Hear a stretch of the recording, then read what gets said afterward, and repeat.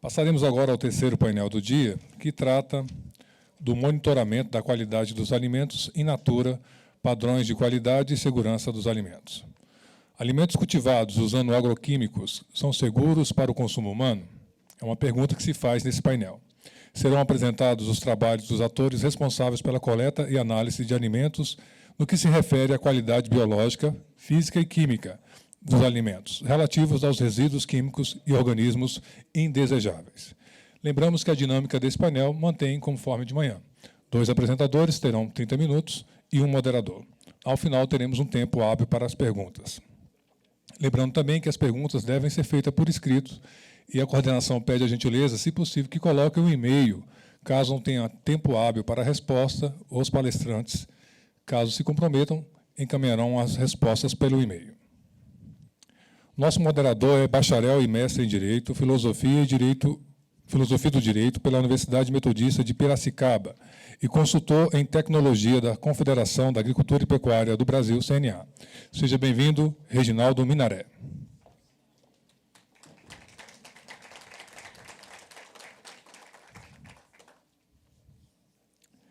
A nossa primeira palestrante tem pós-doutorado no Instituto Nacional de Investigação Agrícola de Paris, doutora em Química Agrícola e Ambiental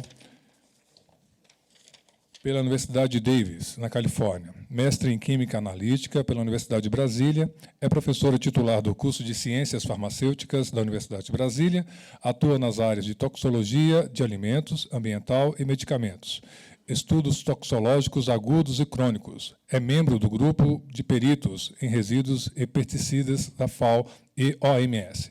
Bem-vinda, doutora Heloísa Dutra Caldas.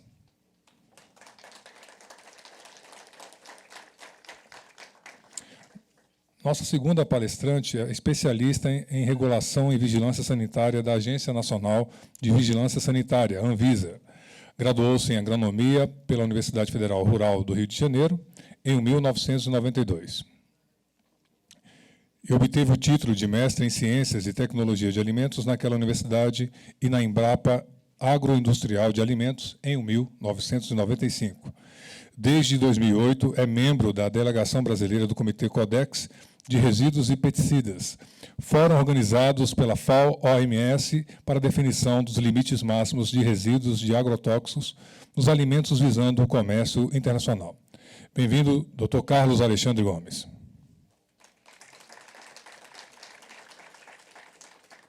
Sejam bem-vindos. Passo, assim, então, a palavra ao nosso moderador.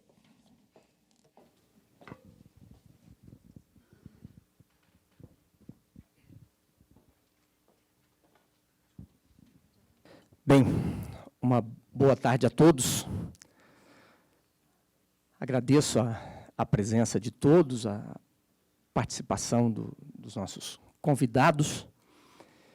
E vamos abordar um tema que, já de longa data, ele é nevrálgico para a agricultura brasileira, para os consumidores, para os agricultores, de uma forma geral, para as indústrias que produzem os agroquímicos, dentro dessa visão de ser ou não seguro para a população um alimento que foi produzido dentro de uma técnica de produção que lança mão dos agroquímicos para o combate às pragas e garantir a produção final daquela lavoura.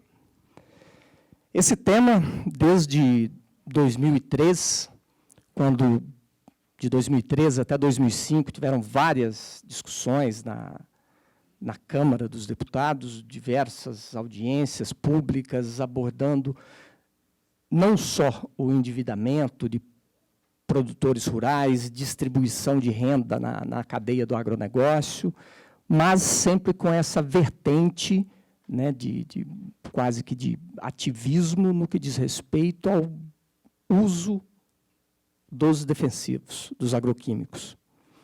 Em geral, os argumentos, né, mais radicais daqueles que são contra o uso desses produtos, né, vêm na direção do problema de saúde, né, são cancerígenos, né? E isso é um dano e que deveriam ser banidos e que a agricultura não deveria lançar mão desses produtos para produzir.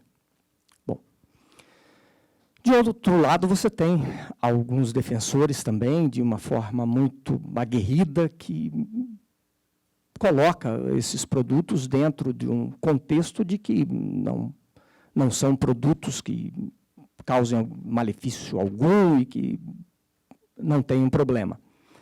Os dois extremos não nos interessam. Os dois extremos prejudicam o debate. O que se espera é uma análise consciente e, principalmente, uma análise respaldada pelo conhecimento, pela pesquisa científica e pelo esclarecimento. Afinal de contas, estamos falando de produção de alimentos. E é uma produção necessária todo ano, todos os dias.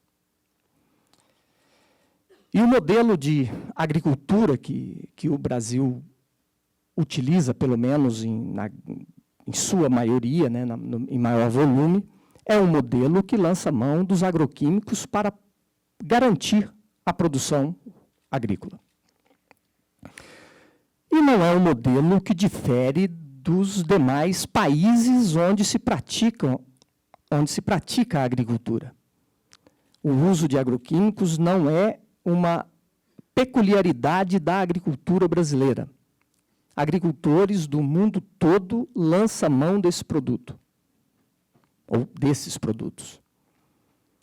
E quando viajamos, quando passamos um tempo em outros países, nos alimentamos com produtos que foram produzidos utilizando esses agroquímicos. Então, é um debate extremamente pertinente e é uma oportunidade para a gente ir retirando aquilo que é excesso de ambos os lados, né? Muita gente fala de deixar de usar os agroquímicos, mas ninguém apresenta uma alternativa economicamente viável e que tenha a garantia, a segurança alimentar. Não a segurança no que diz respeito à qualidade daquele alimento ser saudável, mas a segurança alimentar no sentido de produzir o volume de alimento necessário.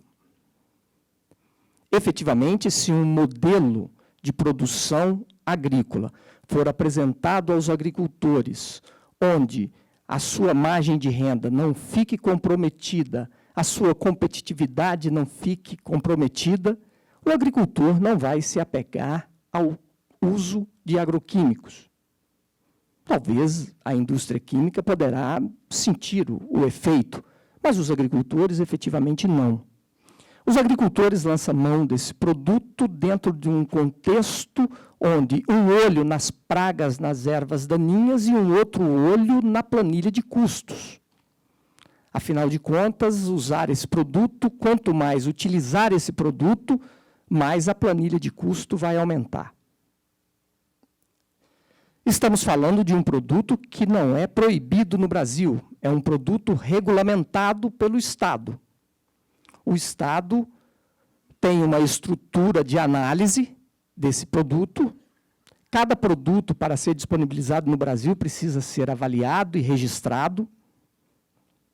E o governo lança mão do dinheiro do contribuinte para pagar o custo desse sistema de registro, de análise, para ofertar garantia aos consumidores e também aos agricultores, que manuseiam de maneira mais próxima esses produtos.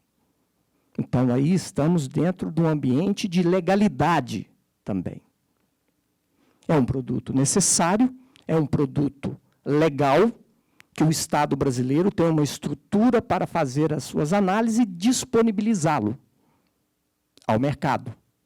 E o consumidor desse produto, efetivamente, é o agricultor. O agricultor ele é um usuário indireto do sistema de registro. O usuário direto é a indústria. O agricultor adquire aquilo que a indústria apresentou como produto viável e seguro ao Estado brasileiro, o Estado analisou e disponibilizou para uso dentro de determinados critérios, dentro do universo do medicamento para as plantas. Ele tem que ser utilizado dentro de alguns critérios, das suas dosagens. A CNA sempre defende que o produto seja utilizado da forma correta e dentro da necessidade que se faz para usar. A forma de uso já vem no próprio produto, os agrônomos orientam.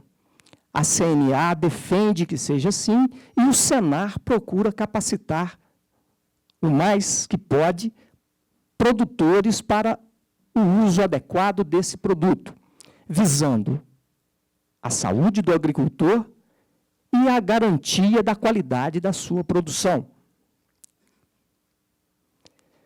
Estamos, então, dentro desse contexto. E aí, vou encerrando as minhas observações e passar a palavra aos nossos palestrantes.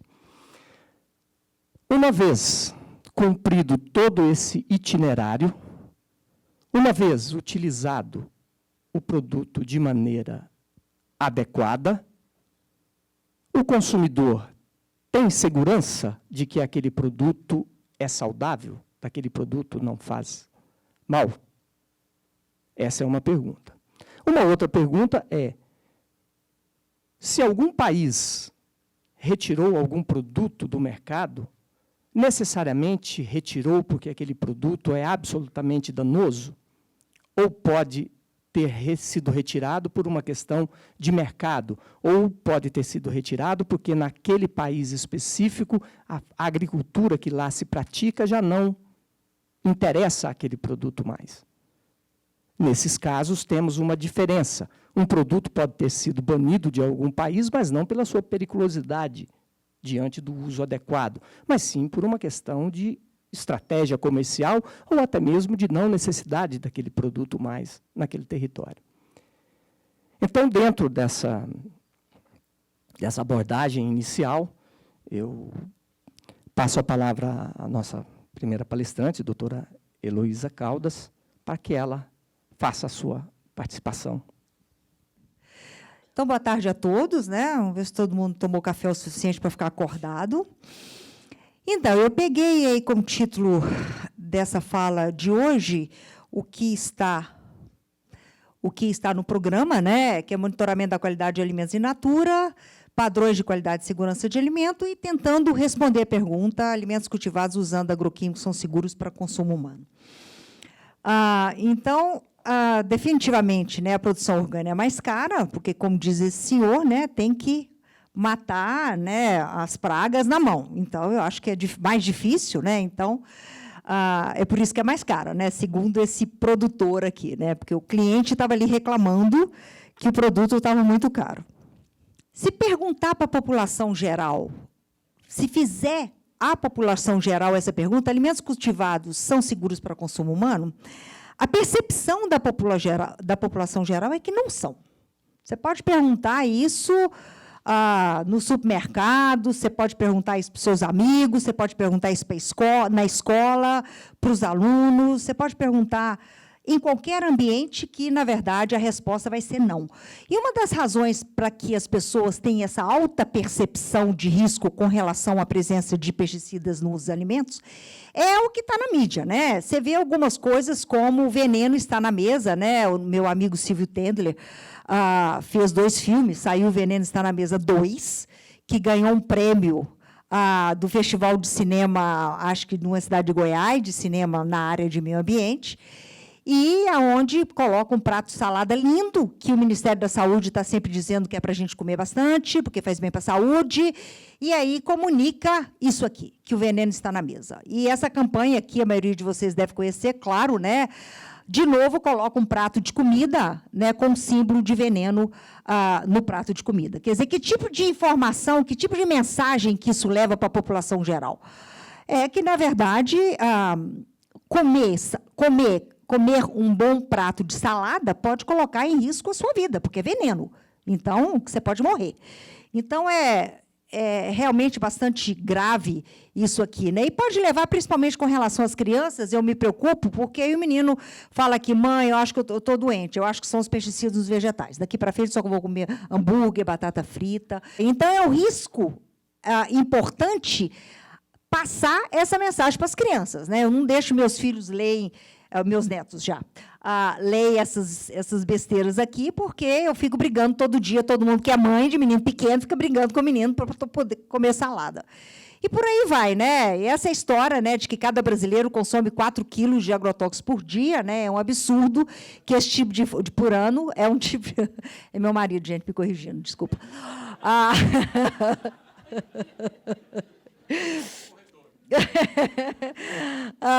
Por ano, porque porque simplesmente divide tudo que é comercializado no Brasil pelo número da população. Então, isso é absolutamente um absurdo, né? E Pedrinho, já tomou o seu veneno hoje? Não, mãe, estou sem fome. E por aí vai, né? Aqui, como é que é? Por que a senhora desconfia que a sua mulher está tentando matá-lo? O homem, porque ela está me dando pimentão, tomate no jantar. Então, ela deve estar tentando me matar. E por aí vai, né? Já viu o nosso cardápio especial de saladas? Então, é o símbolo da morte. Então, imagina, as pessoas, né? Porque a internet não mente, né, gente? Todo mundo sabe, e isso está na internet. E as pessoas leem, o que as pessoas... bom, então não estou entendendo. Eu devo comer, mas é um veneno. Então, é bastante preocupante esse tipo de mensagem que passa, né?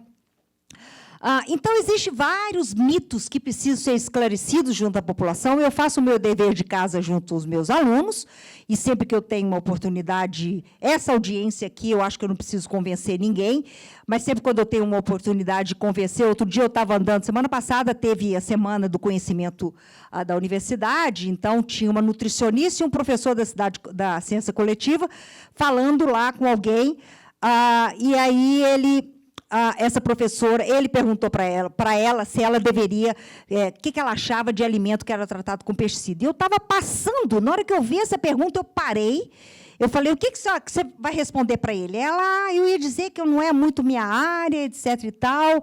Então, quando eu vejo esse argumento, principalmente vindo de nutricionista, na verdade, quando eu posso, eu tento esclarecer um pouquinho. Então, algumas questões que têm que ser esclarecidas junto à população geral, né? Porque a população mistura tudo, né? Quando fala limite máximo de resíduo, acha que é um parâmetro toxicológico, que o fato de um alimento ter resíduo acima do limite, isso quer dizer que o consumo desse alimento pode significar um risco da saúde, e que mesmo o consumo de alimentos contendo resíduos, mesmo acima do limite máximo de resíduo, não necessariamente significa um risco para a saúde.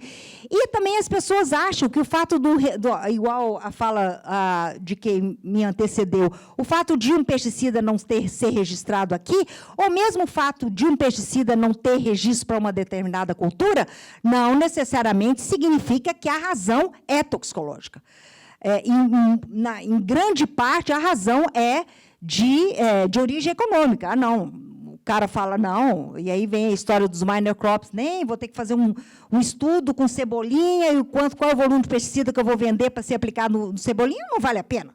Então, vem a história do minor crops tentando simplificar isso. Obviamente, quando a Anvisa está estabelecendo o limite, e ela faz a avaliação de risco dela baseado no limite máximo de resíduo, ela pode negar o registro para uma certa cultura, porque avalia que, na verdade, a ingestão pode ultrapassar o que seria seguro.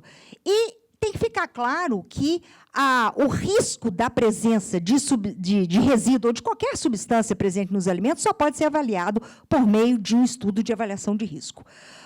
Então, isso tem que ficar claro, aonde somente o dado do limite máximo de resíduo, ou somente o dado de resíduo, ou somente o dado da ida, não responde à pergunta. A Anvisa ela tem tentado fazer isso de uma maneira, eu achei isso aqui hoje, Alexandre, procurando lá para ver se eu trazia, né? Então, a Anvisa tem as perguntas e respostas, e aí os resultados insatisfatórios do PARA representam um risco à saúde dos consumidores? Bom, mas está lá, né, no perguntas e respostas sobre agrotóxicos em alimentos. Se você não for perguntar, não for procurando isso, você não vai achar essa informação. Mas a Anvisa fala, né, dos dados do PARA de 2009 a 2011, e ela diz, na ocasião, não houve extrapolação da IDA para os agrotóxicos monitorados, ou seja, o risco da saúde para os consumidores foi considerado aceitável. Aí ela segue dizendo, apesar disso, não é possível descartar totalmente o risco à saúde. Bom, eu acho que aqui a comunicação não está sendo muito bem feita, porque eu acho que uma frase meio que contradizeu a outra.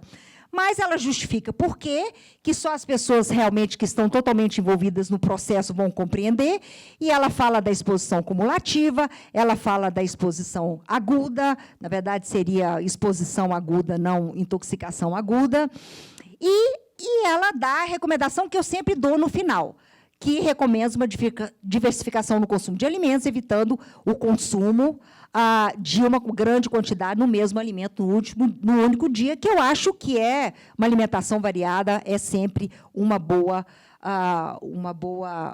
recomendação.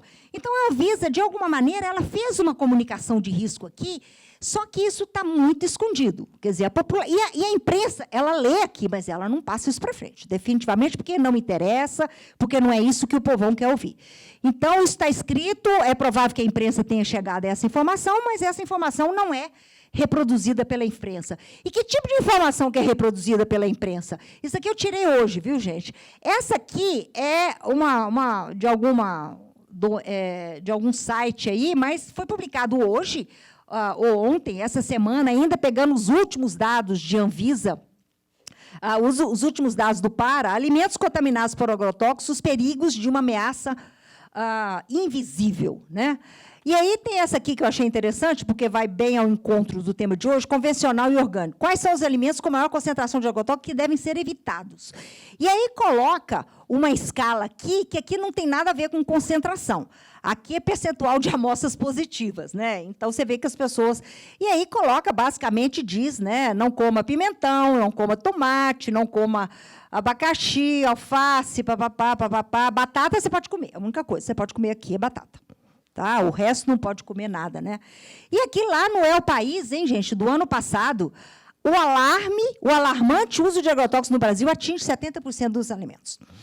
Então, mesmo que a Anvisa tente, de uma maneira um pouco sutil, passar alguma informação de risco, além dela dizer o quanto o número de amostras que apresentaram pesticidas, a imprensa, na verdade, ela digere a informação da maneira que mais lhe convém e nem sempre é a maneira correta, né? E aí a gente chega ao ponto de tentar, aonde é importante, para tentar responder a pergunta que foi colocada pelo painel aqui, né, que é o processo da avaliação de risco. Alguns de vocês já me ouviram trocentas mil vezes e já viram esse slide trocentas mil vezes, mas, para quem não viu, é a primeira vez, basicamente, o risco ele depende de dois parâmetros, da toxicidade da substância, que é inerente à substância, e da exposição, que depende da quantidade de resíduo que você está estudando no alimento e do consumo de alimento. Então, por exemplo, se você tem uma certa quantidade acima do limite máximo de resíduo, 10 vezes mais acima do limite máximo de resíduo no pimentão. Tá, mas quanto você consome de pimentão por dia? Quem aqui come pimentão todo dia? E uma quantidade razoável de pimentão todo dia. Alguém aqui come pimentão todo dia, literalmente todo dia? Então você tem que ver esses dois balanços.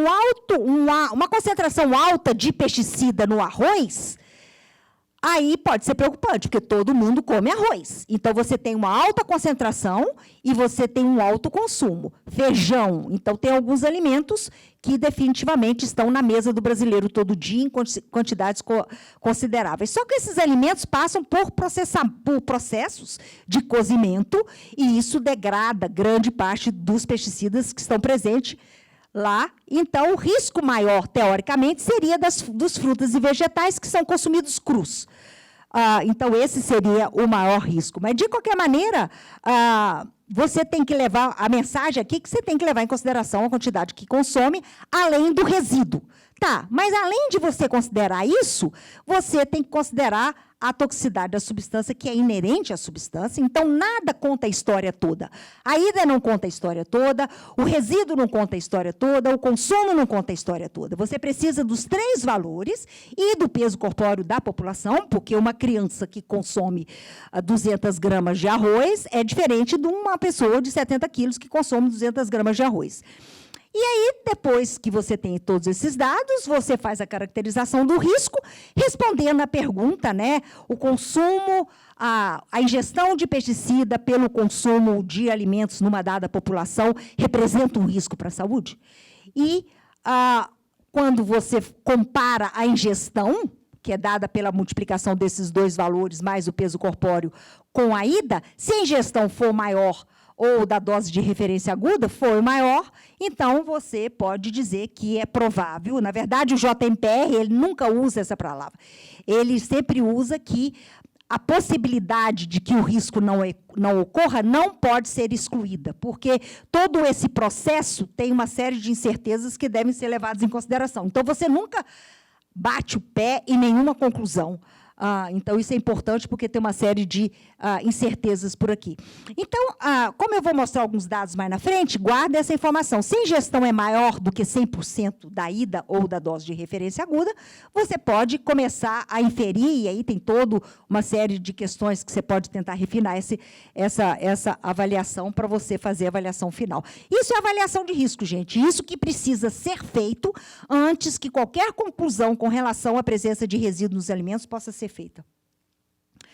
E é importante dizer, porque na mensagem da Anvisa ela citou lá a exposição aguda, que tem 2 tipos de exposição, né?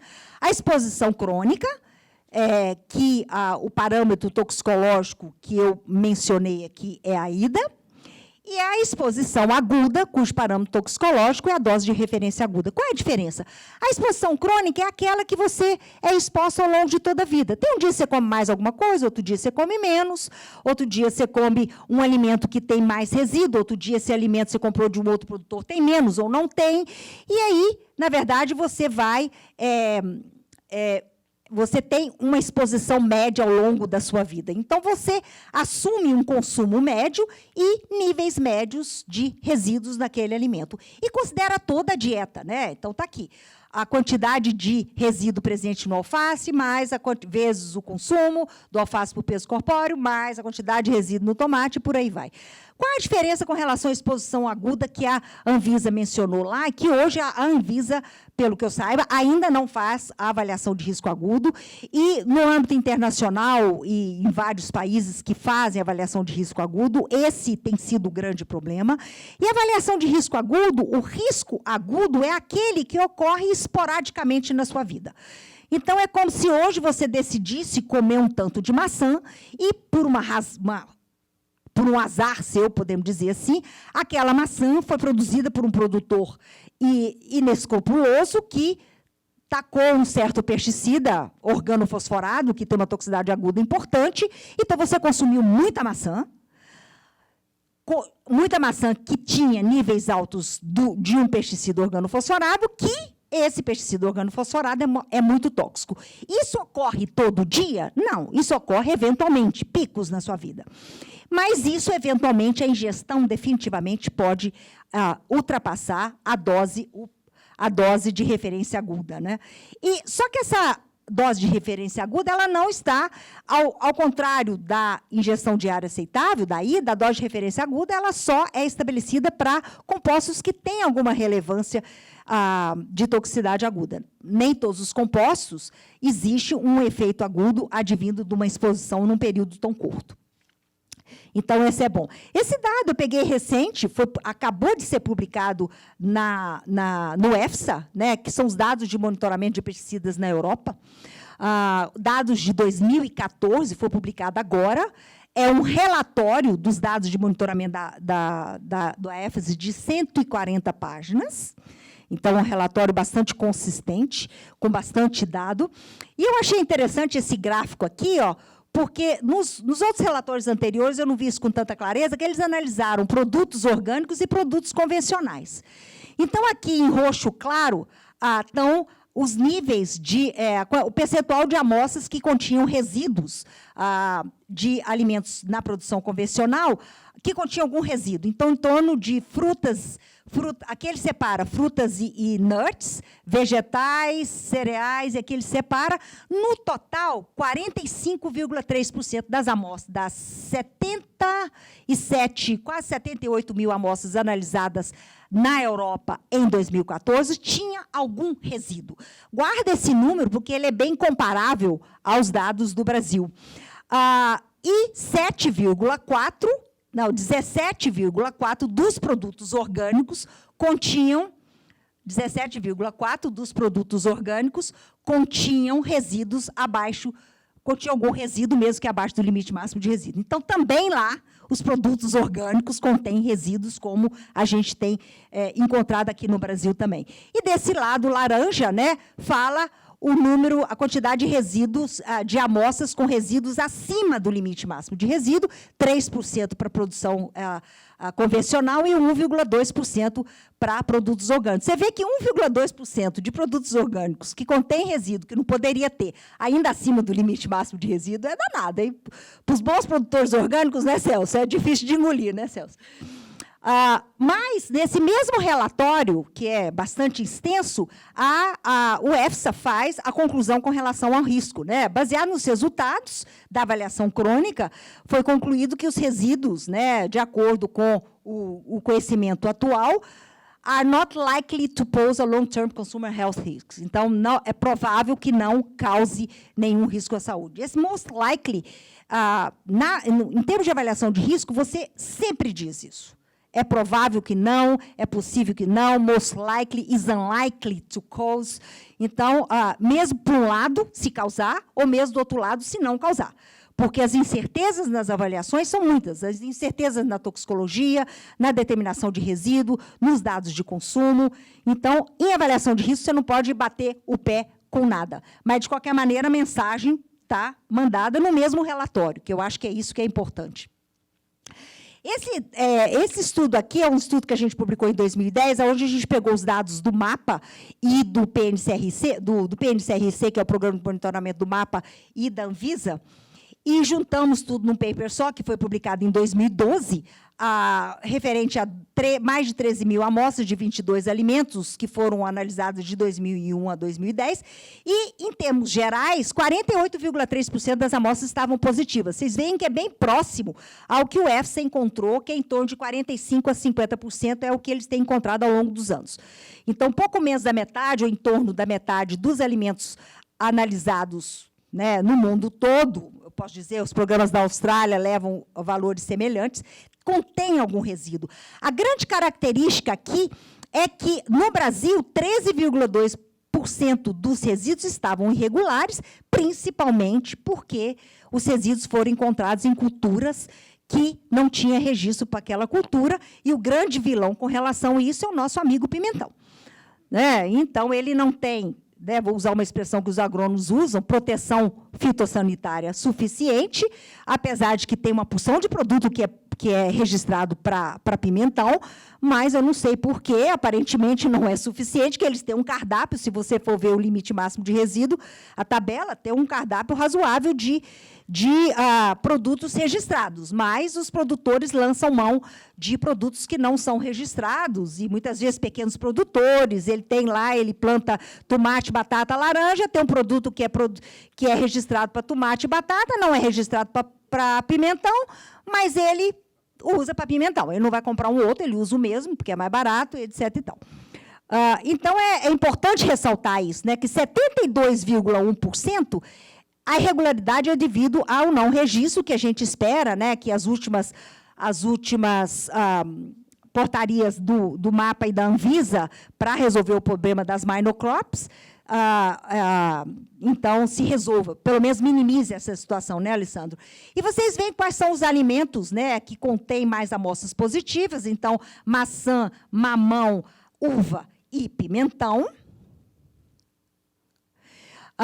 Guardem esses 4 nomes. Esse é um estudo que a gente fez a gente tem vários trabalhos publicados nessa área, mas esse é o último estudo, que foi publicado em 2014, tem outro saindo do forno, que eu vou mostrar alguns dados para vocês, onde a gente analisou caju, goiaba, caqui e pêssego, porque a gente sabia que a gente colocou o pêssego no meio porque não estava nem no programa do PARA, nem no programa do PNCRC, e a gente analisou esses outros porque são frutas tropicais e tem pouquíssimos dados desses resíduos no mundo de uma maneira geral. Então, aqui os pesticidas que foram encontrados nessas amostras, e eu acho que é interessante, nenhum dos pesticidas encontrados em caqui, caju e goiaba tinha uso autorizado. Nenhum.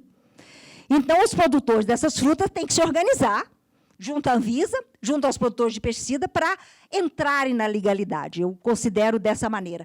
A gente fez uma avaliação de risco cumulativa aguda, lembra que a Anvisa mencionou o risco cumulativo para organofosforados, carbamatos e piretroides e não representou um risco para a saúde. Então, os trabalhos que a gente faz no laboratório, a gente desenvolve método, analisa as amostras e faz avaliação de risco. E aí, os dados novinhos, né, que a gente está trabalhando no paper de avaliação de risco, são os dados relacionados antes, os dados anteriores eram de 2001 a 2010, aqui de 2005 a 2015, porque nós temos os dados do MAPA até 2015, os dados da Anvisa até 2013, porque a Anvisa não quis me dar depois, já reclamei, mas ela não quis me dar, eu já pedi, e os dados do LabTox, que se refere àquelas amostras do estudo anterior, né, de pêssego, goiaba, caqui e caju. Aqui são os pesticidas mais encontrados, clorpirifosetil, de longe, é o mais detectado nas amostras, definitivamente. E, de novo, as 4 culturas onde tem maior percentagem de amostras positivas, e aqui entra também o tal do pêssego. Então, eu acho que o pêssego é um bom alimento, o Carlos Alexandre, para entrar aí no programa da Anvisa, porque tem uma quantidade razoável de produtos de amostras positivas, aí tem que ver se estão legais. Né? A gente fez uma avaliação de risco agudo cumulativo a carbamatos, organofosforados e piretroides, que são os pesticidas que têm relevância toxicológica para a exposição aguda. Não só esse, mas são os principais. E o que é exposição cumulativa, gente? Exposição cumulativa é quando você ingere vários compostos da mesma classe. Então, eu mostro aqui sempre esse exemplo da Hot Apple. Então, você consome uma maçã que não tem só um organofosforado, tem 3 organofosforados. Então, 3 organofosforados diferentes, você cumula eles, baseado na toxicidade deles, e expressa, né, como um valor só. Isso é avaliação de risco cumulativa. Então, isso aqui mostra, para mim, não faz muito sentido porque que um agricultor aplica 3 organofosforados no mesmo pé de maçã. É como você tomar 3 analgésicos para curar a sua dor de cabeça. Então, a gente já encontrou até 6 organofosforados numa mesma amostra, que eu acho que foi de uva. Tá? Então, eu acho que práticas agrícolas terríveis, bem ruins, né? Falta de assistência técnica, alguma coisa está errada aí. Então, é a exposição a múltiplos compostos que têm o mesmo mecanismo de ação tóxica. E lembra que eu falei lá que risco pode existir quando a porcentagem da dose de referência aguda é maior que 100? Aqui no percentil 99,9, que é um percentil alto, eu estava numa reunião em Londres na semana passada, eles estavam discutindo exatamente qual seria o percentil que, na verdade, o gestor deveria agir, né? É definitivamente abaixo disso, abaixo de 99, mas o maior problema foi com relação a carbamatos, que a ingestão no percentil 99,9 representou 19% da dose de referência aguda, então não está acima do que é aceitável, que seria 100, mais do que 100% da dose de referência aguda. O que tem de mais nesse trabalho aqui, que não tinha em alguns anteriores, que eu não vou mostrar aqui, que a gente fez, é que, bom, vai ser avaliação probabilística, é que aqui a gente está considerando, quando a gente fala, por exemplo, vamos ver aqui, pegar um exemplo aqui de sei lá, arroz. Cadê arroz? A gente não está falando do arroz em grão, a gente está falando do arroz cozido, que a gente aplica fator de processamento, e a gente está falando também, a gente usou a POF como dado de consumo, tudo que alguém reportou que consumiu, que continha arroz. Então, a gente considerou aqui também não só o arroz, mas feijoada, baião de dois, arroz doce. Então, no total, diferentemente dos estudos anteriores, a gente considerou 96 alimentos da dieta que foram preparados com os 26 alimentos que foram analisados. Tá? Então, é realmente uma expansão muito grande, muito mais do que a gente tinha feito anterior, e isso que vem agregar a informação. E uma informação importante, e eu já estou acabando, porque eu só tenho 2 minutos, é que qual é o alimento que mais contribui para essa ingestão? A ingestão não ultrapassou a dose de referência aguda, mas quem é que carreou isso? Para os organofosforados, foi a laranja. E, basicamente, por causa do alto consumo de suco de laranja. Não é só a laranja que você consome, mas muito o suco de laranja que você consome. Para os carbamatos, gente, foi o arroz. Então, o arroz é o principal composto que contribuiu para o meu pote da dose de referência aguda. Olha, para os carbamatos, 90% da ingestão vinha do consumo de arroz. E para os piretroides está bem distribuído aqui, né? Então, aqui é couve, collard greens, alface, está bem distribuído. Não tem nenhum alimento que você possa dizer que representou grande parte dessa ingestão. Mas, realmente, os carbamatos o arroz, eu não me lembro qual carbamato, e tem os outros compostos, os outros alimentos aqui. Mas isso é uma informação bastante importante, e é uma informação importante para o gestor também. Suponha que a ingestão tivesse ultrapassado a dose de referência aguda. Bom, você retira o registro para esse composto, ou um dos compostos daquela classe, para a laranja, ou você muda as boas práticas agrícolas para a laranja, para que o resíduo caia, pronto, você eliminou o problema. Porque, para o arroz, então, mais ainda, na verdade. Tá? Então, essa informação é muito importante para o gestor decidir se, caso ultrapassar a ingestão segura, o que ele deve fazer para poder fazer a gerência desse risco.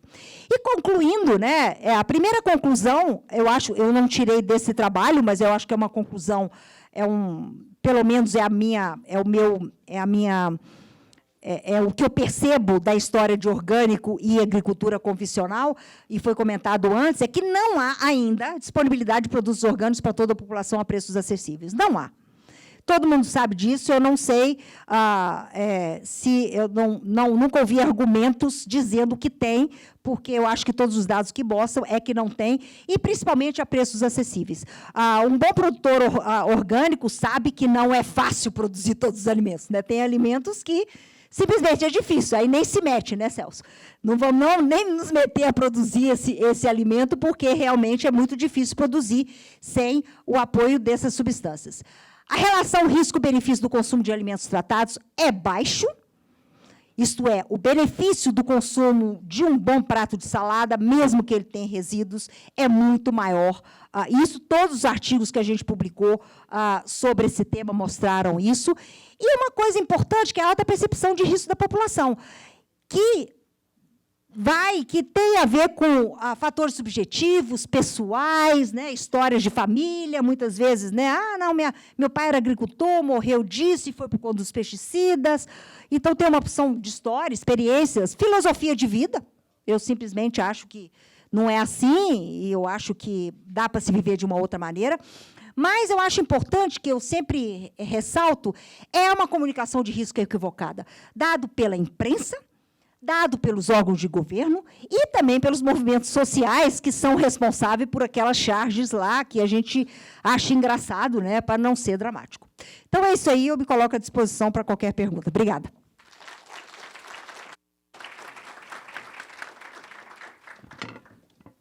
Bem, agradeço a doutora Heloísa, desculpe, pela brilhante palestra e, principalmente, pelo tempo, né, que foi bastante criteriosa aí com o uso do tempo. E, por gentileza, vou deixar para fazer uma observação ao final, que é exatamente sobre essa concepção do que é conhecimento científico. A senhora abordou a questão da comunicação e me pareceu que um ponto extremamente interessante que está fora tanto dos órgãos de registro quanto do agricultor que utiliza é essa concepção do conceito de ciência, né? É absoluto ou é relativo, né? Isso acho que é importante a gente observar, principalmente para os comunicadores, né? E agora eu passo a palavra ao Dr. Carlos Alexandre para a segunda palestra.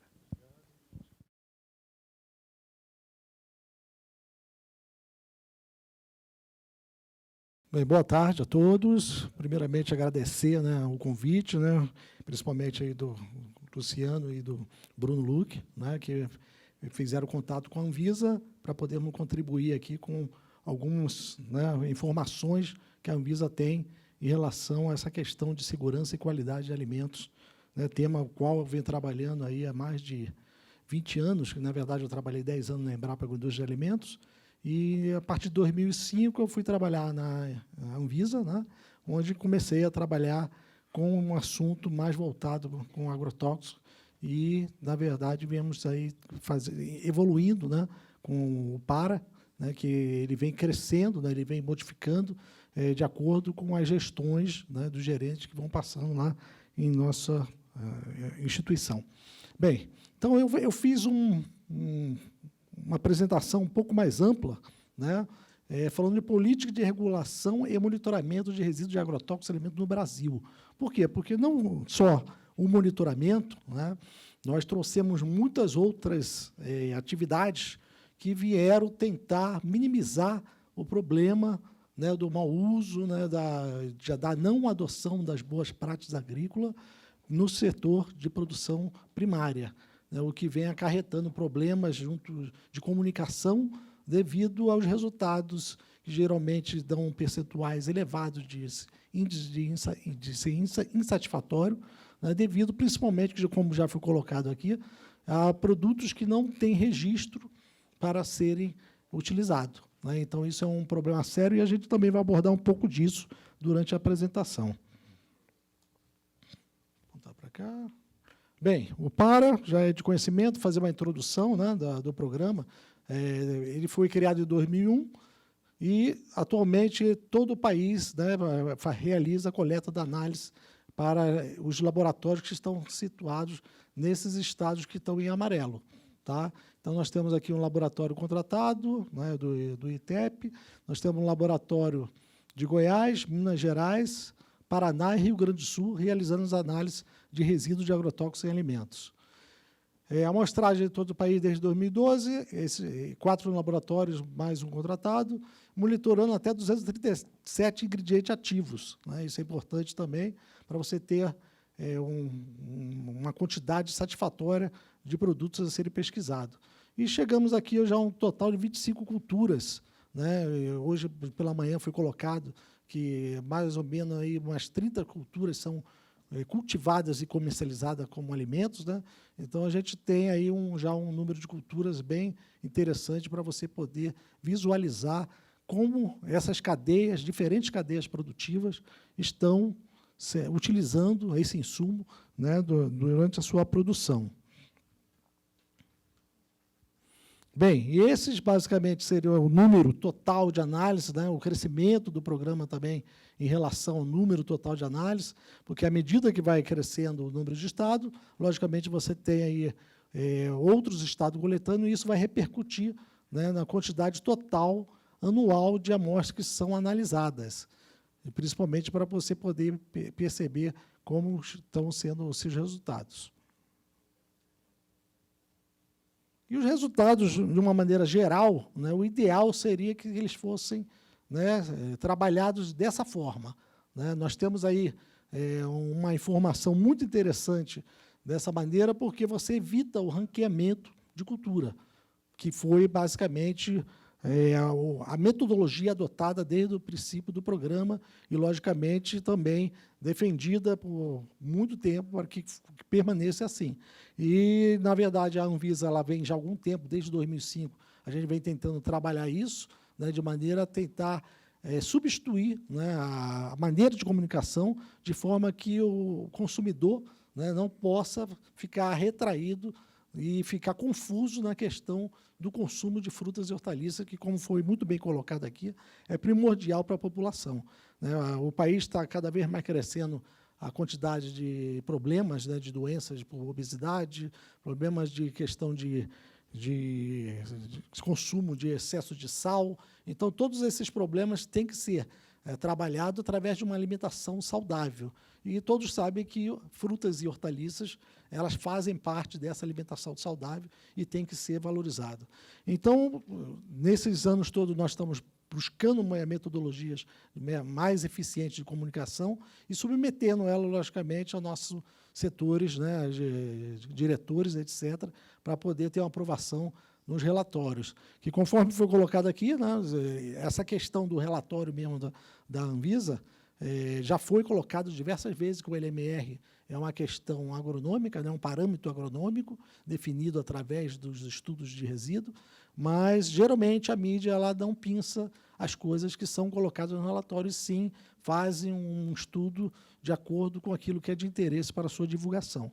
Então, são trabalhos que a gente precisa ser feito, mas temos certeza que, mesmo que você tente colocar, né, uma informação que não ranqueie os produtos, você vai ter estados ranqueando, você terá a própria mídia trabalhando os relatórios de forma a tentar fazer um ranqueamento de cultura, né, porque isso que dá um certo ibope, né, para poder informar a população, né. Eles acham que essa seria a metodologia ideal.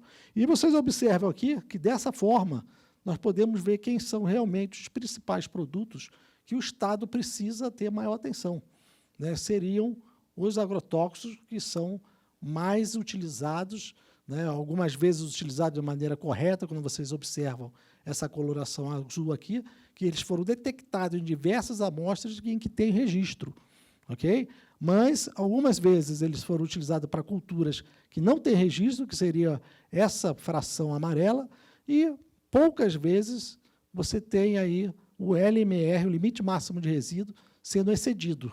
Então, vocês aqui conseguem ver o tamanho do problema, né, que são os principais agrotóxicos que são utilizados de maneira inadequada e os principais problemas que seriam o uso de não autorizados para a cultura, né. E, nesse caso, né, muitos desses agrotóxicos aqui, eles não são permitidos, inclusive, a utilização para pequenas culturas como fruta e hortaliças, devido à sua alta toxicidade, conforme a doutora Heloísa colocou aqui, né, os organofosforados, os carbamatos, né, no caso do carbenazim também, e muitas vezes não são autorizados para utilização com equipamentos costais.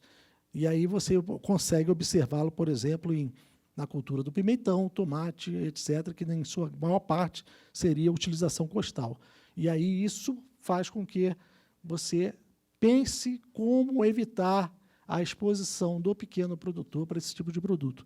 Então, surgem inúmeras ideias, né? Uma ideia que já foi cogitada, que precisa ser trabalhada, logicamente, com os demais órgãos, né, que responsável pelo registro de agrotóxicos, seria você tentar, então, produtos que são aprovados somente para aplicação com equipamentos, máquinas e tratores, você não ter disponível, logicamente, recipiente de 1 litro, né, aumentar o volume desses produtos para que você tenha uma exposição somente, para que esse produto seja comprado somente por produtores que tenham grandes áreas e utilizem tratores para sua aplicação, que, com certeza, a exposição ocupacional será bem menor.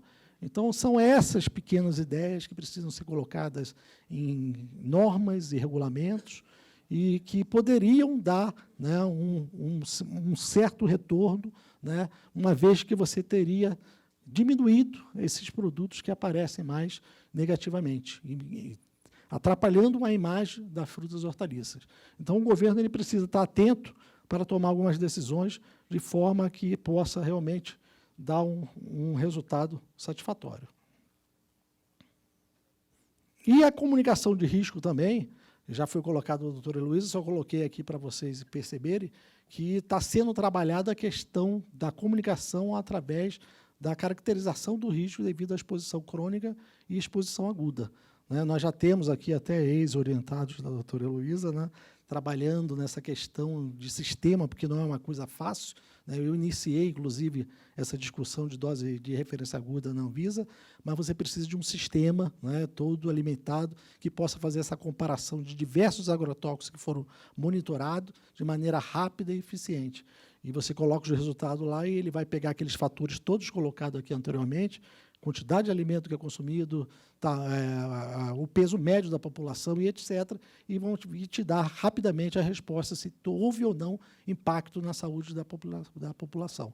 Então, esse é um trabalho que tem que ser feito, leva tempo, né, mas estamos até bem adiantados, né, porque desde 2010 a gente vem trabalhando nesse sistema, né, e agora, né, toda a orientação, o PARA, na verdade, não foi nem coletado no ano de 2016, porque ele está sofrendo essa reestruturação e, inclusive, a questão de comunicação.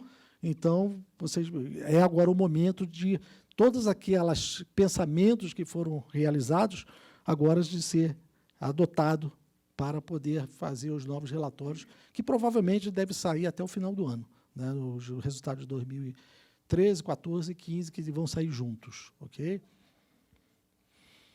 Então, vocês, com o advento do PARA, né, outros problemas foram levantados. Um deles seria a questão da rastreabilidade, que ela é extremamente debatida, né? Desde 2008, nós fazemos 2009, 2008, nós nos atentamos ao problema, nós estamos percebendo até onde vai a rastreabilidade dos produtos, das frutas e hortaliças comercializadas pelo brasileiro. Tá? E nos supermercados, geralmente, né, a gente vê que ela morre no distribuidor. A maior parte, o maior percentual da rastreabilidade no Brasil, ela se perde no distribuidor. O produtor entrega nas ceasas e, daqui em diante, nós não sabemos de quem foi que o produto veio oriundo, né? Temos alguma coisa de alguns produtos que chegam até ao produtor. Em 2012, nós conseguimos até 36%. Né, através desse trabalho de tentar levantar informação, a gente foi aumentando o percentual da rastreabilidade, mas nós acreditamos que maiores níveis de rastreabilidade só serão possíveis através de uma legislação, né? E, de posse desse problema, foi criado em 2013 um grupo de trabalho para resolver o problema da rastreabilidade, em que participou diversos atores. Nós tivemos aí um trabalho conjunto com o MAPA, com o DIPOV, aí, com o amigo Fábio Florencio, tivemos um trabalho com a CEAGESP, a doutora Anitta, tivemos com a Conab, o Nilton. Então, nós escutamos diversos atores, né, personagens que trabalham com a questão de frutas e hortaliças para chegar numa legislação que possa realmente atender e faça com que, depois de um monitoramento, você possa regressar à região em que houve o problema para você perceber e tentar, através da educação, modificar esse problema. Então, é mais uma ação que poderia também auxiliar, ou seja, você obrigar, né, através da educação, né, informar aquele produtor a seguir as boas práticas agrícolas. Então, também apostamos bastante nessa legislação, ela ainda está no jurídico da Anvisa, né, uma legislação, né, uma instrução normativa conjunta, ela geralmente leva muito tempo para poder ser publicada, porque nós temos, logicamente, que atender, né, a todos os órgãos envolvidos, né? Então, nós estamos trabalhando nisso, e essa instrução normativa, então, ela deve ser publicada aí até o ano que vem, né? E a gente espera bastante dessa legislação. Okay? Nós tivemos também contato também com o Júlio, que eu estou vendo o Júlio aqui, participou das reuniões também, né, junto com o pessoal do CREA, né, Júlio? Nós estivemos conversando sobre ela. Então, é uma legislação que ela é muito bem-vinda e esperamos que ela possa dar um impacto positivo na organização das cadeias produtivas de frutas e hortaliças no Brasil. Então, somente para alertar, né, a Anvisa, GEALI também participou da elaboração dessa norma com a gente, mas eles estavam elaborando uma norma de recall, então já colocaram alguma coisa na RDC que eles publicaram sobre recall, né, porque não tem como você fazer recall sem rastreabilidade. Então, até nas consultas públicas eles receberam esse feedback, né, e resolveram botar já alguma coisa referente à rastreabilidade na sua RDC 24 de 2015. mas ela não é tão explicativa, não é tão instrutiva como essa que vai sair específica para frutas e hortaliças. Bem, então tem os motivos da rastreabilidade, né? Identificar devidamente a origem do produto, o produtor, possibilitar conhecer a origem do produto, possibilitar saber o destino do produto, facilitar o fluxo de informação do produtor para o consumidor e vice-versa, diferenciação mercadológica e garantia de qualidade. Tá? E o rótulo fixado de embalagem de frutas e hortaliças frescas e nota fiscal do produtor são as principais ferramentas para garantir a rastreabilidade. Então, tudo isso está na legislação, né, já foi validado com CEAGESP, etc., e é possível adotar, né, e mais que isso, né, ela vai dar um diferencial para quem faz bem feito. E uma vez você diferenciando aquelas pessoas que estão realmente preocupadas com a qualidade e segurança do alimento, então outras pessoas já vão começar a se preocupar também, porque é meio complicado, né, você ter toda uma metodologia, você ter todo um processo em que algumas vezes você até necessita investimento inicial e competir com pessoas que estão jogando produto no mercado sem o menor cuidado. Né? Esse investimento, geralmente, a gente consegue resgatar, porque quando você consegue se profissionalizar e coordenar a sua cadeia produtiva, geralmente você diminui perdas, etc. Mas o brasileiro, atualmente, prefere chegar em curto prazo. Né? Então, a mensagem dessa rastreabilidade é que a gente possa fazer monitoramento e voltar para o setor da produção primária, né, a necessidade do cultivo seguindo as boas práticas agrícolas, que seria a data de plantio, seguir as recomendações de rótulo e bula.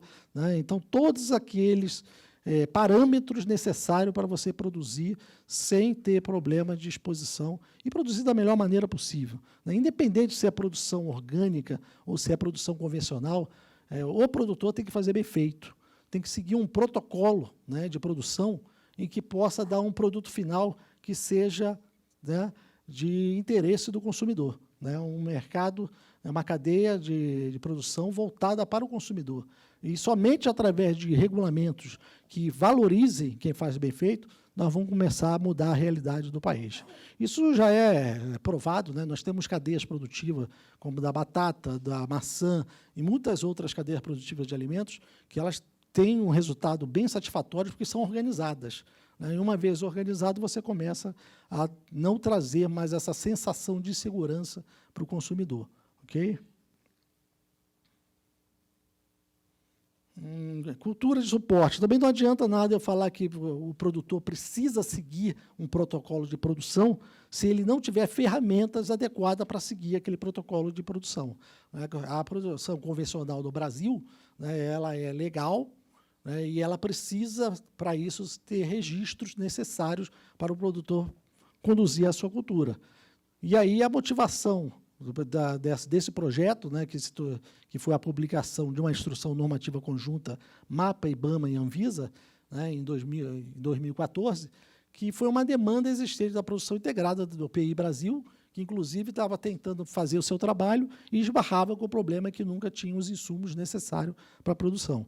Então, né, essa demanda da produção integrada, de quem quer produzir direito dentro da legalidade, foi essencial para que nós pudéssemos aí, jogar, né, conseguir publicar essa norma, INC 01 de 2014, que foi bem complicado, aí levamos algum tempo para escrever e conseguir botar e colher os frutos que nós estamos colhendo atualmente, inclusive. E tem algumas vantagens, melhora a avaliação do risco dietético teórico, né, porque é muito fácil você falar que está tudo bem, correndo muito bem, porque tudo que está registrado não está tendo um risco dietético. Mas, na verdade, você tem muitos produtos sendo utilizados sem ser contabilizado. Uma vez que você começa a estabelecer LMR, você tem mais segurança de que esse produto realmente ele está seguro para a população. Então, o estabelecimento de LMR é benéfico porque você tem um controle. Tendo um controle, a população ela está segura. Maior suporte fitossanitário a determinadas culturas, demanda do setor produtivo da agricultura convencional. E como é que é feito? Através de agrupamento de culturas, né, extrapolação de LMR de culturas representativas de subgrupo e avaliação do risco dietético, para saber se você pode ou não extrapolar aquele LMR.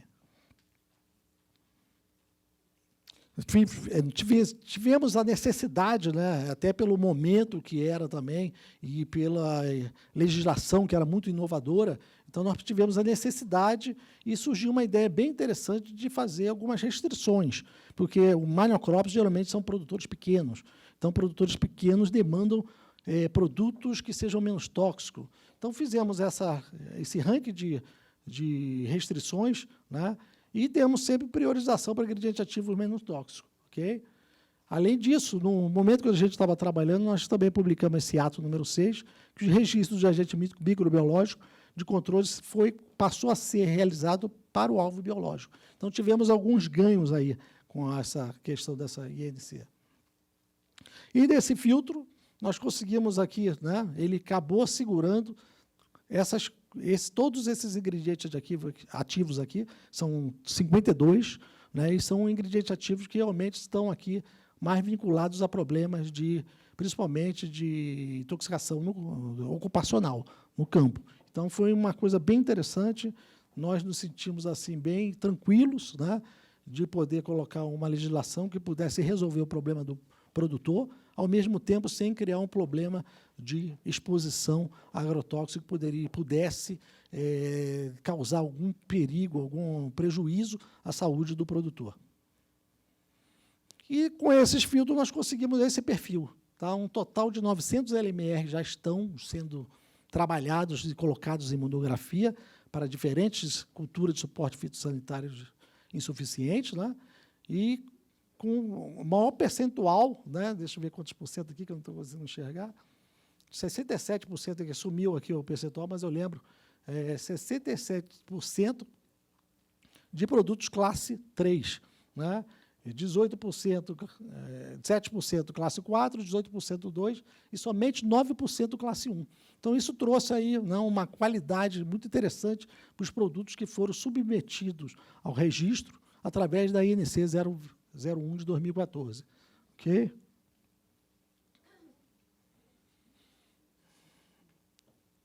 Além dessa INC, né, existe também aqui a necessidade, né, de a gente fazer uma revisão, né, na RDC 04, né, de forma que a gente possa também trazer alguns produtos que possam servir de ferramentas para o pequeno e médio produtor.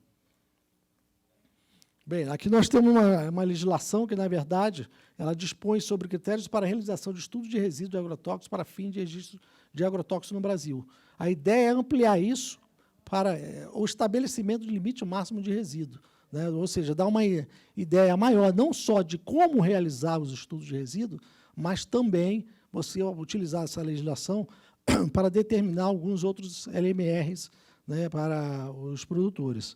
Né? Uma ideia, né, que poderia ser viável, né, seria você adotar, por exemplo, um anexo que nós chamaríamos de anexo 7 aqui no Brasil, e já é um anexo na Comunidade Europeia, que é o anexo 4, né, que são produtos que não têm LMR estabelecido, e, com isso, eles podem ser utilizados em todas as culturas.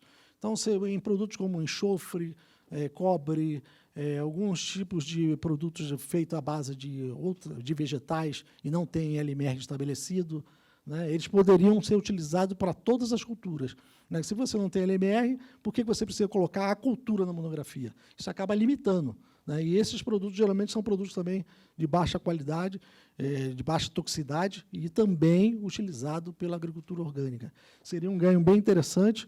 Eu computei mais ou menos, aí, fazendo um trabalho de monografia, uns 85, né, IAs, né, na monografia que poderiam ser utilizados, inclusive as armadilhas, né, logicamente limitando o uso exclusivo de armadilhas. E estamos fazendo algumas ações conjuntas com o MAPA, principalmente essa questão do monitoramento, estamos nos aproximando bastante. Nós já tínhamos tentado fazer essa aproximação, mais ou menos no ano de 2010, 2012, né, nós tivemos aí um projeto chamado Renara, né, Luísa deve lembrar, que a Embrapa estava conduzindo, nós tentamos nos aproximar dele, mas, infelizmente, a Embrapa não saltou o portfólio, né, então ficou sem esse trabalho que ia servir como uma luva para ter adiantado essa aproximação do trabalho de monitoramento do MAPA e da Anvisa. Aqui algumas, né, considerações de como o PARA vai evoluir, né? Os alimentos, basicamente, vão continuar sendo aqueles principais alimentos que são digitados pela POF.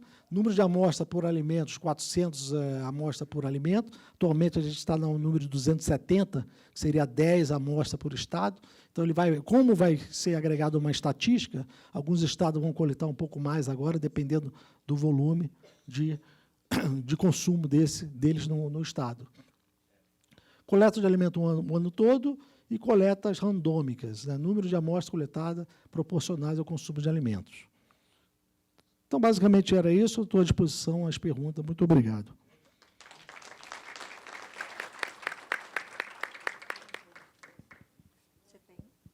Bom, diante do que ouvimos, né, e pelo menos pude compreender, temos uma situação de fato, né, que acontece com frequência, que é a produção, o consumo, e temos algumas análises que apresentam determinados problemas. A doutora Luísa mencionou a questão da ilegalidade, né, ou seja, existe a ilegalidade e existe o perigo, né? Em alguma situação pode ter a ilegalidade e risco. E você pode ter o risco ou não diante de uma ilegalidade, né? E são pontos extremamente difíceis da gente tratar dentro de determinados núcleos, de determinados debates, né? Principalmente quando esse debate ocorre num espaço como o parlamento, que é um espaço espetacular, mas onde as pessoas não têm um volume de informações como temos num debate mais qualificado.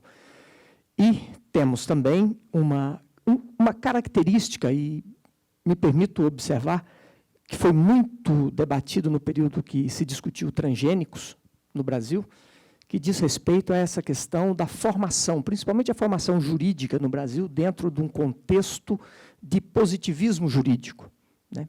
De ter a lei que estabelecer o que é certo, o que é errado, de ter a lei que estabelecer o que é risco, o que não é risco. E dentro desse contexto do universo jurídico, né, para aqueles que operam o direito, sempre buscam essa garantia absoluta, né? Mais buscando ali o ideal científico, né, da matemática, da física, mas dentro de um campo da ciência, principalmente a ciência experimental moderna, prevalece mais o probabilismo, né, e não o conhecimento absoluto. O grau de garantia de validade que um conhecimento oferece para ser alçado à categoria de ciência é um grau relativo, não é um grau absoluto. E isso é uma dificuldade também para a gente trabalhar. Bom, diante do que observamos, pude verificar que, mesmo com algumas irregularidades, ilegalidades e alguns problemas operacionais, situações de efetivamente exposição de riscos aos agricultores não são triviais na nossa produção e no consumo de alimentos no Brasil. Ou seja, o consumidor tem uma garantia de segurança bastante elevada perante os produtos que ele consome. E isso me parece ser um ponto extremamente positivo do nosso debate até aqui. Temos algumas questões que foram encaminhadas. Farei uma para a doutora Heloísa, que a pessoa não coloca o nome, mas diz, com todo o respeito que sua pessoa e seu trabalho indubitavelmente merece, gostaria de uma resposta sobre a seguinte pergunta. O que lhe causaria mais sensação de conforto, segurança, mesmo que subjetiva? Comprar e consumir um alimento que a senhora tem que calcular ida, consumir um alimento que, para torná-lo viável, o agricultor tem que se encapsular num EPI, ou se sentiria, mesmo que subjetivamente, repito, consumir alimentos que não precisasse fazer cálculos de risco, nem ver seus produtores se protegendo dos insumos que viabilizam sua produção. Procurei pegar essa pergunta porque é uma pergunta bastante árida, né, dentro do contexto, mas eu acredito que ela é uma pergunta que serve de oportunidade para a senhora desmistificar esse tipo de entendimento. Passo a palavra para essa resposta. Quem fez essa pergunta poderia se manifestar? Não? É várias pessoas. Tá. Bom, na verdade, eu queria falar uma coisa que o foco hoje dessa discussão é consumidor de alimentos. E o Carlos Alexandre mencionou o agricultor, eu também trabalho no laboratório com exposição ocupacional, é só para dizer bem claro que nós estamos com dois grupos completamente diferentes no que se refere à exposição a esses compostos. Da mesma maneira que, quando eu falo de metais, por exemplo, eu falo da exposição da população geral a metais e falo da exposição da população ocupacional a metais. Então, só para diferenciar que, quando a gente fala de agricultor, realmente nós estamos falando no nível mais alto de exposição, e não só os agricultores precisam usar os equipamentos de proteção individual. Todo trabalho ocupacional que envolve substâncias químicas, na indústria, na mineração, os trabalhadores precisam usar equipamentos de proteção individual. E eu acho importante, além de pesticidas, eu digo que eu faço de A a Z a toxicologia, que eu trabalho com micotoxinas, que, para mim, sim, é um problema grave de saúde pública. Nós somos expostos diariamente a aflatoxinas que são carcinogênicas para o homem, genotóxicas, diariamente pelo consumo de arroz. Além de micotoxinas, eu trabalho com metais pesados. O planeta Terra tem metais, eu costumo dizer, não quer ingerir chumbo, arsênio, mercúrio, mude de planeta, porque eles fazem parte da crosta terrestre e nós estamos expostos a todos. Então, eu tenho uma visão, talvez um pouco pragmática com relação a isso, talvez porque eu estude todas essas substâncias às quais nós somos expostos, e eu tenho... seria realmente bastante bom que, se a gente vivesse num planeta onde não tivesse arsênio, mercúrio, chumbo, pesticida, micotoxinas, mas nós estamos nesse planeta aqui, e eles estão aí, e o que a gente pode fazer, a maneira como eu vejo isso, é fazer um manejo do risco. Eu, definitivamente, não faço avaliação de exposição a nada na minha vida. Não preciso fazer. O que eu faço é um trabalho científico e, por exemplo, eu faço um trabalho grande com leite materno. Quando eu faço essa continha para avaliar a exposição do bebê a mercúrio, a chumbo e a arsênio, todos ultrapassam o que seria seguro. O risco é absurdo, se você for ver a continha. Só que depois você tem que avaliar a relação risco-benefício para a mãe e para o bebê da alimentação. Eu jamais, baseado nos meus estudos, os estudos são bons para a gente identificar as populações de maior risco, por exemplo, com relação ao arsênio, né, mercúrio especificamente, mas eu jamais vou dizer para uma mãe deixar de amamentar o seu filho porque o leite dela tem chumbo, mercúrio e cádmio e arsênio. Então, eu acredito que eu permeio minha vida com relação à alimentação, e como eu exponho a tudo isso, realmente, para mim, a relação risco-benefício ela é muito importante. Risco zero na vida não existe. Quando a gente, na hora da concepção, o risco já está ali de alguma coisa dar errado. Então, eu acho que o que a gente tem que fazer, e as autoridades do governo têm que fazer, é fazer um manejo do risco para diminuir a exposição humana às substâncias às quais a gente é exposta nesse planeta. E faz também, cabe a nós, como componentes dessa grande população, fazer um manejo do nosso risco. Então, ter uma dieta, no que se refere a alimentos, ter uma dieta variada. Eu costumo dizer, a castanha do Brasil, castanha do Pará, pode ser altamente contaminada com aflatoxina. O que eu digo para meus amigos? Não, estou entrando na menopausa, minhas amigas têm que comer castanha. Eu falei, não come castanha do Pará todo dia. Um dia você come castanha do Pará, outro dia você come castanha do caju, outro dia você come outra castanha. Então, cabe a nós, com um pouco de conhecimento, né, não acreditando em tudo que eu falo, né, aqui está escrito na internet, mas absorvendo informações, fazer o nosso manejo e esperar que o governo faça a melhor parte dele. Não sei se eu respondi a pergunta. Certamente, e bem. Né, e complementando, né, essa questão da sociedade moderna, né, boa parte dos produtos que nós compramos no mercado hoje, nós não temos condições de avaliar a sua segurança. A gente precisa confiar nas instituições que são instituídas para esse fim, né? É uma relação de confiança que os órgãos de governo precisam construir perante a população para que a população tenha a confiança naqueles resultados apresentados. Por exemplo, desde 2007, eu estudo e trabalho com a regulamentação da biotecnologia moderna. E eu não tenho a mínima condição de avaliar se um transgênico é seguro ou não, porque a minha formação acadêmica não me permite emitir uma opinião sobre esse ponto. Eu tenho que confiar no trabalho das instituições. E isso é no mundo todo, né? Nós não temos mais condições de deliberar sobre tudo o que nós estamos expostos ao risco, né?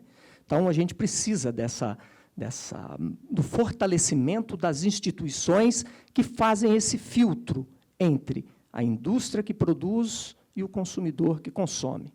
Efetivamente, essa é uma característica da sociedade moderna da qual a gente não tem como fugir, né? Não temos uma condição de estabelecer o risco zero, né, na sociedade. Bom, passo agora uma pergunta ao Dr. Carlos Alexandre. Na realidade, são duas que têm uma vertente muito próxima. O nosso colega da CNA, Rodrigo Justus, ele coloca um trabalho do Estado do Paraná que criou um sistema de rastreabilidade para identificar, né, a origem dos produtos, principalmente dos hortifrutis. E, dentro dessa observação, ele coloca qual o tempo das análises das amostras coletadas e quais as providências que são tomadas em relação àqueles que estão em desacordo com as regras de produção segura. E temos uma outra pergunta, que é: como a Anvisa está trabalhando a coleta das amostras para... O setor da fruticultura tem reclamado da coleta de amostras de fruta importada, onde são encontrados resíduos de agroquímicos autorizados nos países de origem e não autorizados no Brasil, né? Então, temos essas duas perguntas que vão na direção aí da questão da rastreabilidade, né? Bem, a legislação estadual da CESA do Paraná, ela foi construída também pela Saúde, pela Secretaria de Agricultura, e lá também houve a participação do Ministério Público, tá? Então, é uma legislação que acaba sendo mais restrita, acaba sendo mais restrita, né, do que a nacional que está sendo construída, uma vez que ela pede uma série de identificações, né, que a nossa também não chega a esse nível, né? Ela está tendo, né, uma aceitação muito boa. Eu estive conversando com o pessoal do CNA, lá do Paraná, né, que é a FAEP, né, e o trabalho que está sendo realizado é um trabalho que está surpreendendo, porque, na verdade, os produtores estão se sentindo mais valorizados, estão identificando, botando o seu nome, né, então está melhorando a cadeia produtiva. Então, é esse o resultado que a gente espera também quando você tiver uma legislação no nível nacional, né, que o produtor, uma vez se identificando, ele possa fazer aquela produção com mais cuidado, né, e possa melhorar as características de qualidade do seu produto. Aí eu falo de qualidade sensorial, né? Hoje foi colocada aqui a questão do que o orgânico, pelo mediador, que o orgânico acaba ganhando mercado porque ele tem rastreabilidade, né? Ou seja, já é um parâmetro de qualidade a existência da rastreabilidade, né? E toda vez que alguém coloca realmente seu nome, ele tem prazer de oferecer para a população um produto mais fresco, um produto que possa realmente agradar o consumidor, porque ele sabe que ele vai garantir, fidelizar aquele consumidor, né? Então, é isso que a gente espera, né, que de um produto que seja rastreável. Ele venha melhorar não somente a questão de resíduo de agrotóxicos, mas sim todos os atributos de qualidade inerentes daquele produto. Ok? A segunda pergunta era relativa às frutas importadas. Então, isso é um problema, né, de competência do MAPA, né? Para produtos importados, realizado o monitoramento pelo DIPOF, né, O doutor Fábio está aqui presente na reunião também. Ele, se permanecer a dúvida, ele pode até falar alguma coisa, né? Então, o mapa ele faz esse monitoramento e repassa o resultado de algum produto que possa ter, né, não registro no Brasil.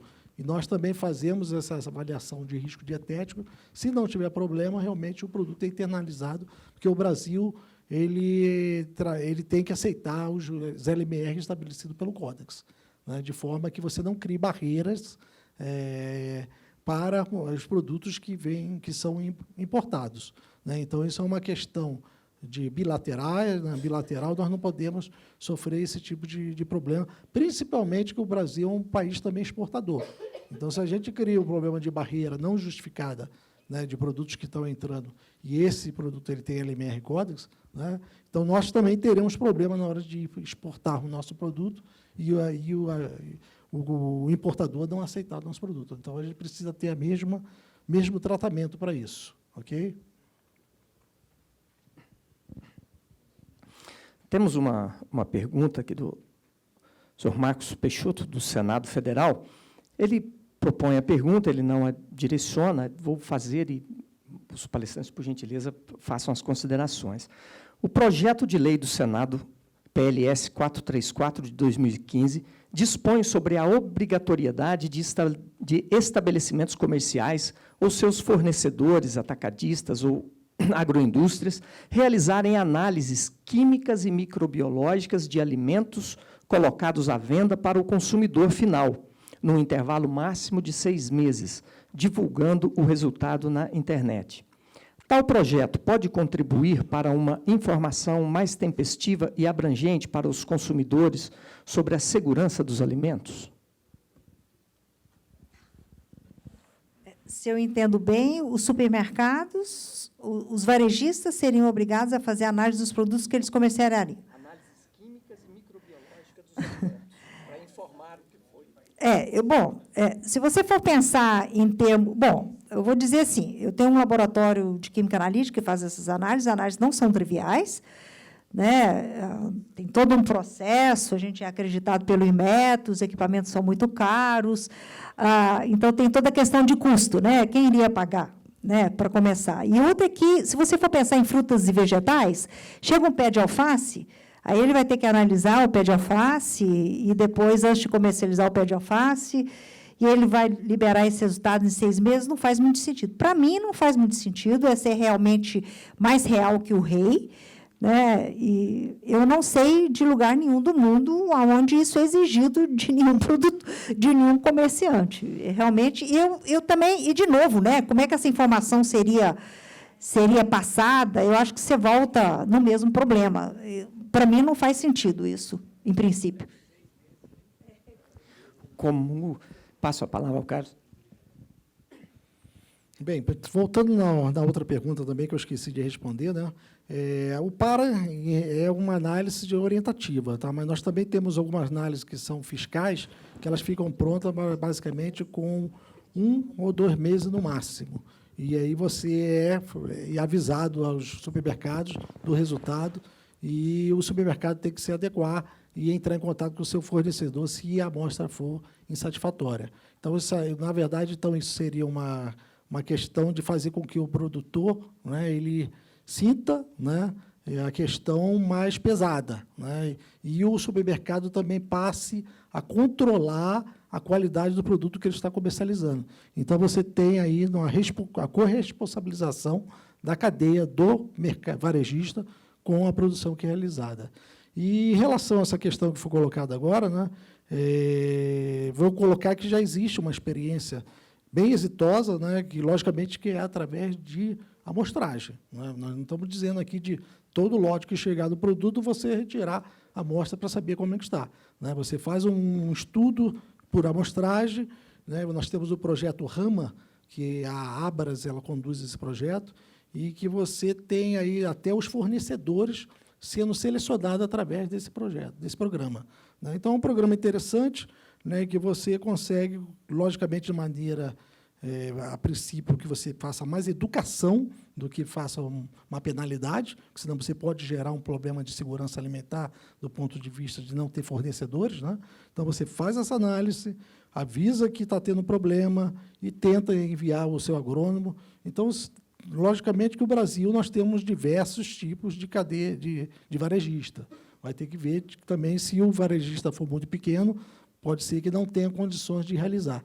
Mas essas experiências, elas provam que é interessante porque utiliza o monitoramento para um acompanhamento dos seus fornecedores. Então, isso pode trazer um resultado adequado, né, do ponto de vista que ele vai acertando os problemas das diferentes cadeias produtivas de fornecimento. Mas, Carlos Alexandre, eu acho que não é essa a proposta. Pelo que eu entendi, é um projeto de lei onde haveria a obrigatoriedade de todo varejista fazer esse controle. Esse tipo de iniciativa é uma iniciativa, né, dos grandes varejistas, né, onde, mas eu acho que a proposta não é exatamente essa. Seria... Não é isso? Não sei. Isso. Pelo que eu entendi, seria uma obrigação de todo varejista inclusive, porque não faz sentido você liberar esse resultado 6 meses depois. Quer dizer, então, eu não sei. Eu acho que uma iniciativa, eu conheço essa iniciativa que o Carlos Alexandre falou, mas eu acho que não é sobre isso que o projeto de lei está falando. Mas aí o projeto de lei, né, teria que ser trabalhado de forma a respeitar todas essas limitações e, de repente, através do volume de comercializado, você ter um percentual. Né? Não digo nem que vai ser publicada essa legislação, mas que tenha um meio termo. Né? Se você tem... Logicamente que o privado sempre é mais interessante, porque se você tem condições de fazer, ele vai ser realizado. E, na verdade, esse privado do ramo, ele faz por quê? Porque teve uma pressão comercial, né? Então, ele se avançou e está fazendo de maneira voluntária, né? Mas aí tem que estudar, logicamente, que você não pode aprovar uma lei sem uma discussão profunda, de forma que possa ser tecnicamente viável, né? Então, a caminho é por aí. Perfeito. Além da viabilidade, né, da execução do projeto de lei, é ver o que ele agrega à relação de consumo, né, à segurança alimentar, né, de uma forma muito superficial aqui. Dá para observar que realmente os resultados chegarão bem após o alimento já ter consumido, né? Eu não vejo realmente a viabilidade. Bem, mas é um projeto de lei que está tramitando, né, e que a gente precisa se atentar, porque se nada for feito para exigir uma análise desse projeto de forma aprofundada, né, pode surpreender aí a população com algumas normas inexequíveis. Eu só queria agregar com relação a isso, a Câmara dos Deputados entrou em contato comigo, que não sei se dia 16 ou dia 23 vai haver uma audiência pública na Câmara dos Deputados para discutir, acho que tem esse e outros projetos de lei referente à mudança da lei de agrotóxico. Então, só para dizer, não sei se todo mundo está sabendo disso, mas vai haver uma audiência pública ainda esse mês para discutir esse tipo de coisa. Perfeito. Na Câmara, esse é um projeto do Senado, né? Na Câmara tem alguns, esse campo, né, da regulamentação dos agrotóxicos dentro desse universo, principalmente do catastrofismo, aí, é um campo fértil para a gente ter projetos de lei bastante criativos, assim, que até surpreende a gente quando lê, né? Mas eles tramitam e a gente tem que aportar informações. Tem 2 últimas perguntas, vou fazer, são perguntas que podem ser respondidas de forma rápida, temos um pouco de tempo. Doutor Heloísa, a análise toxicológica é feita do fruto inteiro, com casca, lavado ou como se encontra na gôndola ou banca de feira? Tá, tem uma questão que precisa ser, em termos de termo. Quando a gente faz uma análise de pesticida nos alimentos, isso não é uma análise toxicológica, tá bom? Isso é uma análise de resíduo. A análise toxicológica é aquela onde a gente administra o pesticida, no caso, a um rato, por exemplo, e avalia o efeito tóxico do pesticida no rato. Tá? É só para dizer que a análise toxicológica é isso. A análise de resíduo depende do objetivo. O PARA, como o objetivo dele é ver o enforcement do limite máximo de resíduo, ele analisa o alimento como ele é comercializado porque, na verdade, o limite máximo de resíduo é estabelecido no alimento como ele é comercializado. No laboratório, existe um tipo de análise que a gente faz, que é no alimento como ele é consumido, porque, no que diz respeito à avaliação de risco, o que importa é o alimento como ele é consumido. Então, a gente já fez um trabalho, eu não mostrei aqui, por exemplo, de coletar as amostras que são disponibilizadas para consumo no restaurante universitário de Brasília. Então, a gente coletou o arroz cozido, o feijão cozido, né, a salada lavada, e analisou a banana, a polpa da banana. Então, o objetivo é diferente. O objetivo é para avaliação de risco. O MAPA e os órgãos de monitoramento, no mundo todo, na verdade, como objetivo principal é ver o atendimento às boas práticas agrícolas, é o alimento como ele é comercializado. Então, é o arroz cru, o feijão cru. Quando se vai fazer a avaliação de risco, o que se faz e o que a gente faz é aplicar fatores de processamento. Isso é, se sabe que quando você cozinha o arroz, o feijão, que a grande maioria dos pesticidas, na verdade, por exemplo, melancia, tem uma casca grossa. Então, o que entra na polpa, o que fica na polpa da melancia é bem menos do que fica naquela casca, e isso acontece para os pesticidas sistêmicos, a gente aplica um fator de processamento. E isso a gente faz para refinar o estudo de avaliação da exposição. Então, respondendo a sua pergunta de uma maneira mais simples, depende do objetivo. Bem, uma última pergunta, Carlos. A Anvisa pretende estabelecer algum programa de monitoramento de resíduos químicos ou biológicos para a agricultura orgânica? E aqui cita o exemplo do feijão, do broto de feijão na Alemanha, né?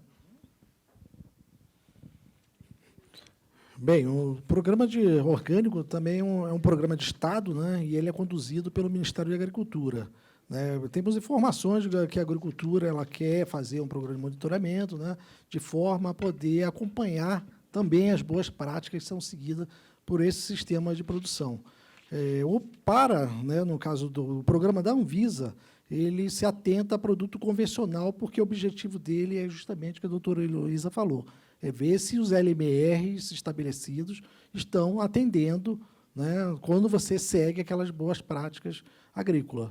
Né. Então, não é a intenção da Anvisa, né, atualmente, se for, tem que ser em conjunto com o Ministério da Agricultura, realizar um programa de monitoramento, de forma a não pegar uma competência que não é nossa e atrapalhar um programa de Estado, né, que vem sendo realizado aí pelo Ministério da Agricultura. Só agregar uma informação, o Laboratório de Toxicologia participa, junto com outros laboratórios do Brasil, de um programa específico para a agricultura orgânica.